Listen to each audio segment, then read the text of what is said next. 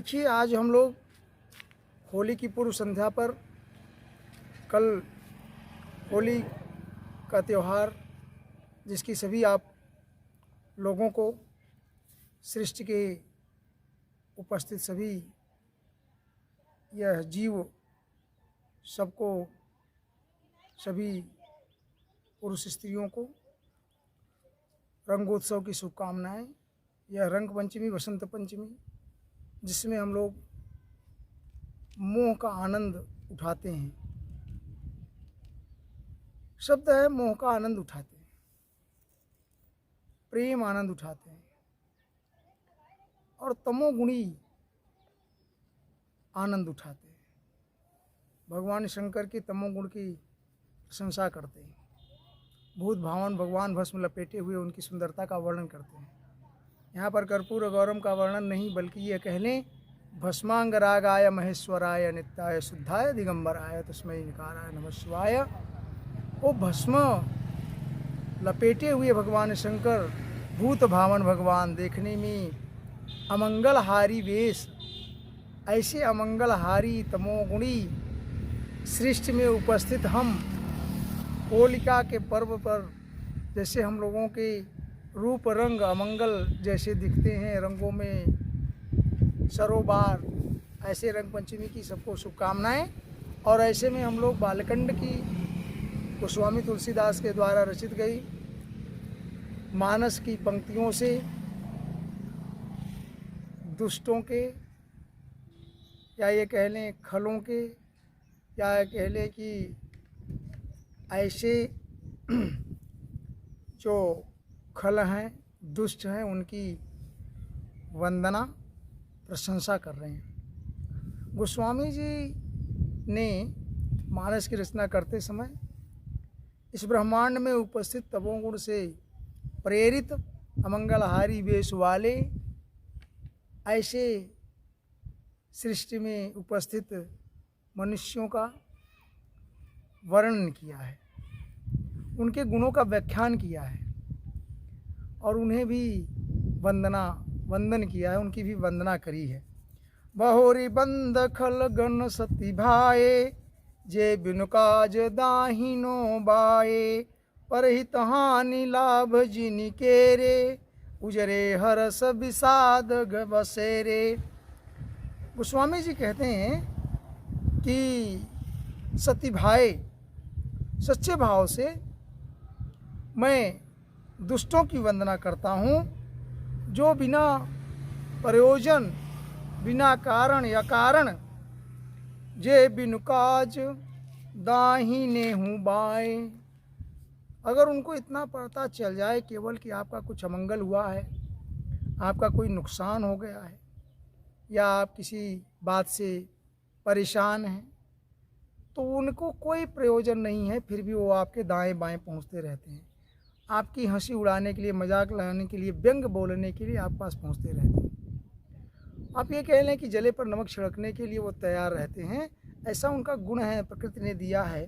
तो उनकी वंदना गोस्वामी जी करते हैं इस चौपाई के माध्यम से। परहित हानि लाभ जिनके रे, अगर दूसरे की हानि होती है तो उन्हें आनंद मिलता है, उनका लाभ महसूस होता है। हर समय उजरे हरस विषाद घनेरे, अगर आपका कोई नुकसान हो गया, आपका उजाड़ हो गया, तो ऐसे में उन्हें आनंद आता है। और विषाद घनेरे, अगर आपका कोई अच्छाई आ जाए तो उनको तकलीफ होती है। ऐसे मनुष्यों की वर्णन के गुणों की व्याख्या और वंदना गोस्वामी जी ने इसलिए किया है कि हमारी सृष्टि में तीनों गुण उपस्थित हैं। इनकी साम्य अवस्था हो जाए तो प्रलय हो जाएगी, सारी सृष्टि समापन हो जाएगी। इसके लिए इक्विलिब्रियम न हो, समय समय पर रजगुण, सत्वगुण, तमोगुण अगर उपस्थित हो रहेगा, इनके गुणों में क्षोभ होता रहेगा, तभी यह संसार चलेगा। तो यह होली के पर्व पे मैंने अपने विवेक से होली के हुड़दंग में आप सभी को यह दुष्टों की प्रशंसा, बखान होली हुड़दंग में कर रहे हैं। ऐसे उपस्थित इस धरा पर नर नारी मनुष्य जिनको यह प्रवचन या आज का वीडियो मिलता है तो ये बुरा न मानो, होली समझ करके अपने को अंगीकार करें और इसका आनंद उठाएं मानस की चौपाइयों से। हरिहर जस राकेश राहु से, कहते हैं कि जैसे भगवान हरिहर भगवान शंकर की प्रशंसा सुन करके राहु केतु को तकलीफ होती है। राहु के हरिहर जस राकेश राहु से, परे काज भट सहस बाहु से। जिस तरह से भगवान शंकर या विष्णु की यश का वर्णन अगर हो रहा हो तो पूर्णिमा के चांद जैसे राहु की उपस्थिति या ये कह लें चंद्रग्रहण लग जाता है, ऐसे किसी का वर्णन हो, किसी की हमारे आपकी किसी की बड़ाई कहीं होती रहेगी। अगर दुष्ट हृदय वहाँ उपस्थित है, तमोगुणी लोग उपस्थित हैं तो उनको भाता नहीं है।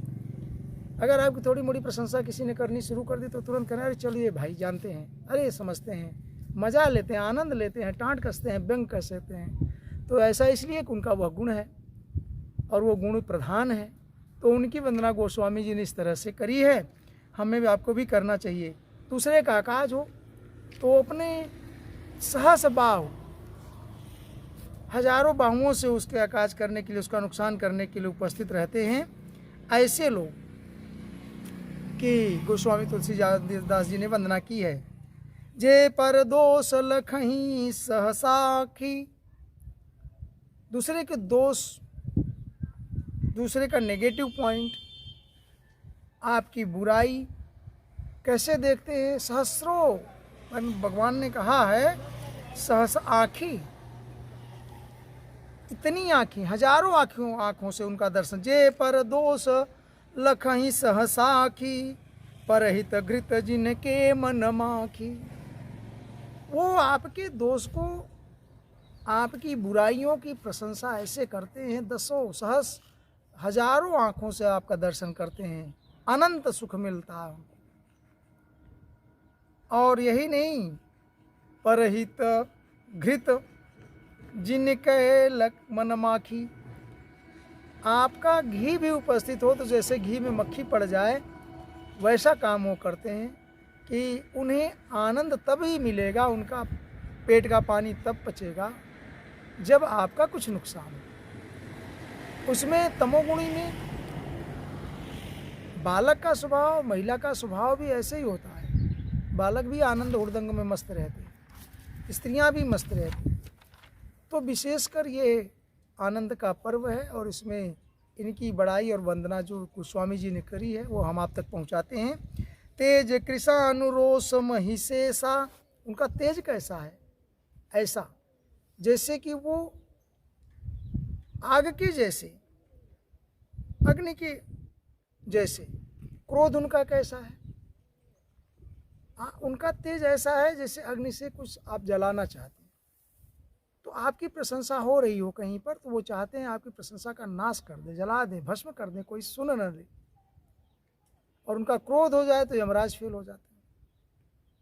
यमराज के जैसा क्रोध है, आपको नष्ट का आनंद छानन में आपको सब वो आपका देख लेंगे, आपको हड़काइयाँ चड़काइयाँ धमकाइयाँ करके आपके ऊपर भय और आक्रामक रूप दिखा करके, ऐसा कि यमराज भी उस समय फेल हैं।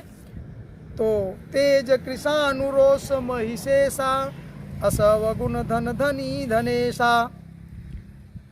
तो वो उनके अवगुण कहते हैं, अघ अवगुण, उनके पाप, उनके अवगुण ऐसे हैं जैसे धनों में कुबेर, पाप के धनी हैं वो, अवगुणों के धनी हैं प्रचुर मात्रा में। वो आपका यश अपयश सुयश नहीं सुन सकते। तो उनकी वंदना है। उदय केत समहित सबही के, और अगर आपका कुछ हित हो रहा हो तो केतु के समान बढ़ते जाएंगे और आपके हित को नष्ट करने का प्रयास करेंगे। कहीं से आपका फ़ायदा होता रहेगा, आपसे उनका कोई मतलब नहीं है, दूर दराज से कोई मतलब नहीं है। लेकिन अगर कोई अच्छा काम होता रहेगा तो जा कर के रुकावट प्रकट करने का कार्य करते हैं, केतु के जैसे। उदय केत समहित सबही के, कुंभकर्ण समसोवतनी के। तो गोस्वामी जी कहते हैं कि अगर ये कुंभकर्ण के जैसे 6 महीने अगर सोते रहें ये दुष्ट लोग तो आनंद रहेगा। उनकी कामना करते हैं। पर अकाज लगी तनु परिहरहीं, वो दूसरे का अकाज हो जाए, दूसरे का नुकसान हो जाए, उसके लिए अपने शरीर तक न्यौछावर कर देते हैं। जैसे आतंकवादी क्या करते हैं, या ये कह लें अपनी जान दे करके नर बम मानव बम बन जाते हैं, दूसरे का कत्ल कर देते हैं और दूसरे को नुकसान करते हैं, बम ब्लास्ट करते हैं और ख़ुद का शरीर चला जाता है। तो कहते हैं कि ये जो दुष्ट प्रकृति के लोग हैं, इनका अपना शरीर भी अगर चला जाए, ये गल भी जाएं, जैसे कि ओलावृष्टि होने पर ओला स्वयं नष्ट हो जाता है, बर्फ़ जो गिरती है वो स्वयं नष्ट हो जाती है, लेकिन उससे पहले फसलों को नष्ट कर देती है अपने बलते से। तो दुष्ट प्राणी ऐसे ही है कि उनका नुकसान, उनका शरीर भी चला जाए तो कोई उनको फ़र्क नहीं पड़ता, लेकिन उनकी जो ये तमोगुणी जो क्वालिटी है, जो चरित्र है, वो रहे, उसमें उसको सुख मिलता है। बंदौ खल जस शेष सरोषा, ऐसे खलों को, ऐसे दुष्टों की वंदना भगवान ने करी। कैसा? जैसे शेषनाग की सहस बदन बरनई पर दोषा, जैसे शेषनाग के हजारों, कहते हैं सहस बदन बरनई पर दोषा, सहस माने हजारों, बदन जैसे रूप माने हजारों शरीर धारण करके आपकी बुराई में वो मग्न रहते हैं। ऐसे दुष्टों की वंदना गोस्वामी तुलसी जी का। फिर कहते हैं, आगे चल करके बढ़ते हैं, तो पुण्य प्रणवो पृथुराज समाना, और भगवान राजा पृथु जो थे उनकी वंदना, वो हजारों कानों से ईश्वर की वंदना सुनते थे। कहते हैं, पुण्य प्रणवो पृथुराज समाना, पर यग सुनई सहस दश काना। जिस तरह से राजा पृथु ईश्वर की प्रशंसा, भगवान की बड़ाई, उनके गुणों का गान सुनते थे। कैसे सुनते थे? सहस, 10 माने 10,000 कान लगा करके भगवान की प्रशंसा और बड़ाई सुनते थे, गुणों का वर्णन सुनते थे। वैसे ये दुष्ट आपके दोष को, आपके अवगुणों के, आपके पाप को, उसका कान लगा, कितने? 10,000 माने हजारों कान लगा कर सुनेंगे। मतलब कहीं चूक न हो जाए, अगर आपकी प्रशंसा कहीं होती रहेगी तो उसको, उसकी बुराई सुनने में, अगर आपकी थोड़ी सी छोटी सी कोई बुराई कर दे तो वहाँ घेर करके, आज भी मंडली में, गांव में, देश में, परिवार में, समाज में, अगर किसी व्यक्ति की, किसी परिवार की व्याख्या चल जाए और उनसे बस रहा नहीं जाता, वो झुंड बना करके 10-10, 20-20 लोग इकट्ठा होकर के, कभी इस दुकान कभी उस दुकान, यहाँ वहाँ इकट्ठे होकर के क्या सुनते हैं? आपके दोषों का वर्णन सुनते हैं। आपने कुछ, आपसे कोई फाल्ट हो गई तो उसको फिर आनंद में वो मजा लेंगे, उसको सुनोगे। बहुर शक्र सम बिनमो ते ही संतत सुरानीक जिहि। फिर कहते हैं पुनः, उसके बाद भगवान ने, इंद्र ने, जिस तरह से इंद्र को असुर या इंद्र के सुरानीक, उनको मदिरा या मदमस्त होने में पसंद है, अपनी बड़ाई सुनने में पसंद हैं, उसी तरह से जिसे इंद्र के समान मानकर उसको गोस्वामी जी विनय करते हैं कि जैसे इनको मदिरा अच्छी लगती है, हितकारी लगती है और सुख देती है, ऐसे इंद्र की तरह ऐसे लोगों की प्रशंसा करते हैं। बहुर शक्र सम बिनमो त्वेहि संतत सुरानीक हित जेहि, बचन वज्र जहीं सदा प्यारा। और अगर कठोर वचन बोलें, क्रोध करें, हल्ला मचाएं, तांडव करें, तो यह उन्हें बहुत ही प्यारा लगता है। इनको, जिनको कठोर वचन रूपी अत्यंत प्रिय है। सहस नयन पर दोष निहारा, और सहस्त्रों आँखों से दूसरे के दोष का दर्शन करते हैं। तो इस तरह से बचन वज्र जहि सदा पियारा, सहस नयन पर दोष निहारा, उदासीन अतिमित हित। और चाहे किसी से मतलब न रखने वाला व्यक्ति उदासीन हो, चाहे उनका मित्र ही क्यों न हो, चाहे अरि हो, उनका दुश्मन हो, उदासीन अरिमित हित सुनत जरहि खल नीच, तो उन्हें तकलीफ होती है।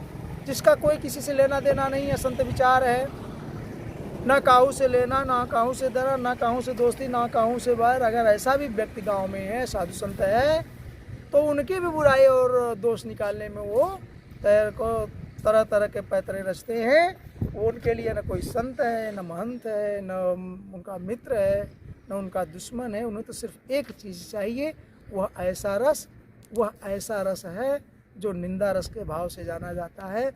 तो ऐसे रस का वर्णन कराते हैं अपने मुखों से। कहते हैं कि मुंह से बोलते हैं, बुराई सुनते हैं, आँख से, कान से, नाक से, और एक आँख नहीं, सहस आँख, सहस 10 सहस कान, ऐसा गोस्वामी ने लिखा। और आँख, नाक नहीं, कान, मुंह, सहस बाहु 10,000 बार, सहस शरीर, सहस आनन। कहने का मतलब ये है कि दुष्टों की, जो पापिष्टों की, खल की जो निंदा है, जो तमोगुण उनकी क्वालिटी है, वह उसकी वंदना, ऐसे लोगों की वंदना भी गोस्वामी जी ने करी है। क्योंकि अंततः ये शरीर, पूरी सृष्टि अहम सर्वस्य प्रभवः, भगवान सच्चिदानंद ने कहा है कि सारी सृष्टि मेरी प्रकृति पैदा करी हुई है। मैं गुणातीत तो हूँ, सारी प्रकृति इंद्रियों का स्वामी मन हूँ। तो ऐसे तमोगुणी शरीर में उपस्थित जीवन के भी तो स्वामी भगवान सुहृदय भगवान श्री कृष्ण ही हैं, मनों के स्वामी। उन्होंने कहा है, इंद्रियों में मैं मन हूँ, इंद्रियाणाम मनश्चास्मि, गीता के अध्याय 10 में, इंद्रियाणाम मनश्चास्मि, इंद्रियों में मैं मन हूँ। तो उनके शरीर जो दुष्ट हृदय हैं, जो खल हैं, जो हुड़दंग वाले हैं, जिनको नुकसान करने पर, दूसरों का अहित करने पर ही आनंद मिलता है, ऐसे तमोगढ़ी लोगों के लिए भी सृष्टि में उनका स्थान है। हाँ, ये अलग बात है कि अपने कर्म के हिसाब से नाना योनियों में भटकते रहेंगे, अस्थावर बनते हैं तमोगढ़ी लोग। मनुष्य जब जन्म लेता है तो उसका जो गीता में वर्णन किया है भगवान में, कि उनकी जब अधोगति होती है, जब उनका देहावसान होता है, तो वो स्थावर का मतलब पेड़ पौधे बनते हैं और नाना हज़ारों वर्षों तक उसमें पड़े रहते हैं। फिर अकारण ही जब भगवान की कृपा होती है तो उन्हें मुक्ति होती है, पुनः मानव रूप धारण करते हैं। तो तमोगुण जो खल हैं, जो दुष्ट हैं, उनकी भी वंदना हम आप भी करते हैं, चाहे डर से करते हैं, चाहे भय से करते हैं, चाहे चाटुकारिता करते हैं अपना काम बचाने के लिए।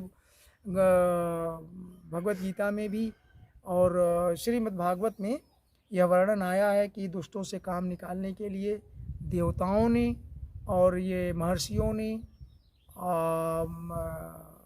ऋषि महर्षियों ने, सभी लोगों ने उनकी चाटुकारिता की है। तो गोस्वामी तुलसीदास, हम आप भी अगर दुष्ट, कहते हैं कि दुष्ट जंग जनि देहि विधाता, तो ऐसे दुष्टों का संग है तो आपको उनकी वंदना करके ही उनसे काम निकालना पड़ता है। ऐसा वर्णन हर जगह आता है।